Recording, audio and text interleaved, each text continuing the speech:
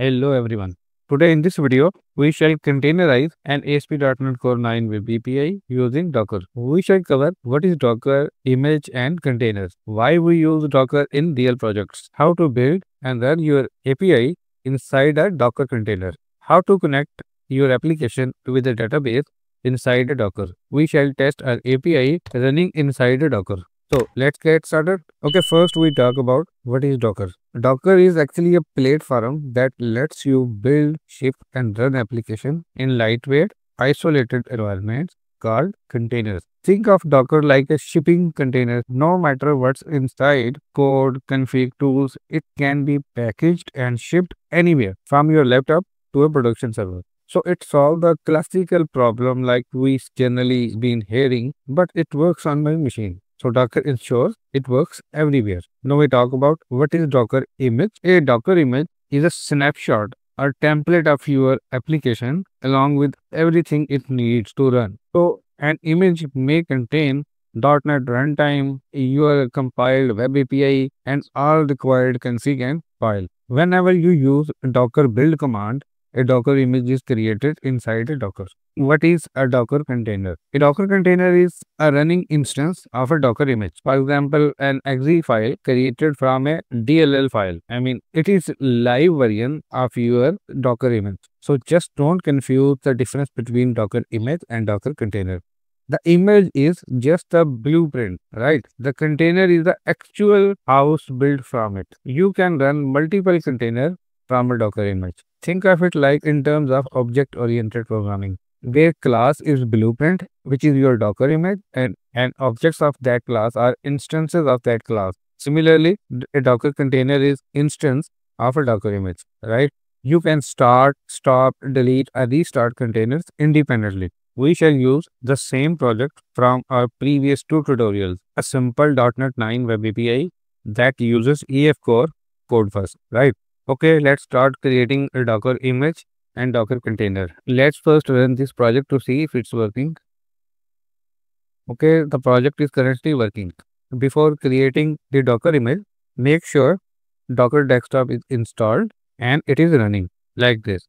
You may also need to make few modifications in your projects, like I go app setting.json. If you are connecting your application with database, you need to use SQL Server authentication. Because the container we will be using in Docker is a Linux based, which is default and recommended. Windows authentication is not supported in Linux based container in Docker. Secondly, you cannot directly use your SQL Server name here. You need to use something like host.docker.internal. It actually allows your container to talk to your host machine, right? In this tutorial, I am just containerizing my .NET Core 9 Web API. I am not containerizing SQL database as well. I will create a separate video tutorial on containerizing SQL Server with .NET Core Web API. Okay, let's add a Docker file. We can directly add Docker file from here as well. Right click on the project, go to add, click on Docker support. So it shows container OS. So our container OS is Linux. You can use Windows as well, but for that you have to make a few configurations on your system. But I'm good with Linux for now. Container build type Docker file, container image distro, default 9, Docker build context. This is our solution part. Click on OK. So a Docker file has been added. We shall not use Visual Studio's default Docker file because it often adds unnecessary complexity and causes some issues. So I already have a Docker file, so I replace that with this one, Control V. Okay, I have commented this Docker file for your explanation. So let's go through line by line to explain it. First, we have from mcrmicrosoft.com .NET SDK. Actually, this image will include everything you need to compile and build your .NET Core Web API application. If this image is not already available inside your Docker, Docker will pull it from Microsoft registry. Let me show you. I have already created few .NET Core Web API images, so it already pulled this .NET SDK image. Then we have work directory app. It actually sets the working directory in the container where all commands will run. Then this is the extension of our project file. So it copy only the project file This helps avoid restoring packages every time the code changes. Then we have restore NuGet packages based on project file. Run.NET restore. It will restore NuGet packages based on your project file. Then we have copy.doc. It actually copies the rest of the project file into the container.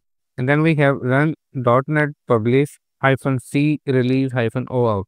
Build and publish the app in release mode to the app out folder. Okay, this was our step 1, and in step 2, step 2 is runtime state using ASP.NET Core Runtime 9. Okay, this image is a bit smaller than the SDK image and optimized for running ASP.NET Core apps. It is something like from mcr.microsoft.com, .NET, ASP.NET. Similarly, if this image is not locally available in your Docker will pull it. Let me show you. So my Docker has already pulled this image. Similarly, it sets the working directory for the runtime containers. And then we have copy from build app out. It copy the published build output from the SDK stage.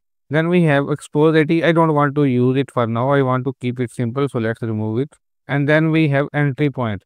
It actually sets the entry point command to run the compiled DLL. This is our project DLL. We will run two Docker commands here. The first command will build the image and it will be available inside a Docker. And second command will be used to run the container from that image. So I right click on Docker file and click on open containing folder.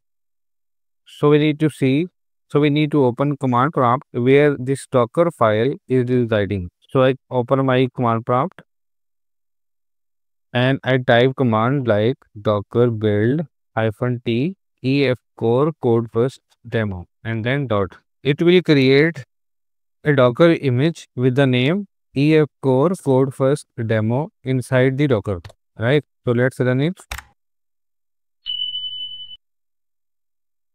So it has started building the image. Okay, our image has been created. So let's verify in the Docker and see the Docker image is available and the tag is latest, means it has been deployed recently. Okay, now I run the second command to run the container. So I give command like docker run f20. I expose port 8080 here, right? This 8080 port is Docker internal port. So Docker will map its internal port with external port 8080, which will be available in our browser. I give name of the container like my web API container and then image name. I click on enter.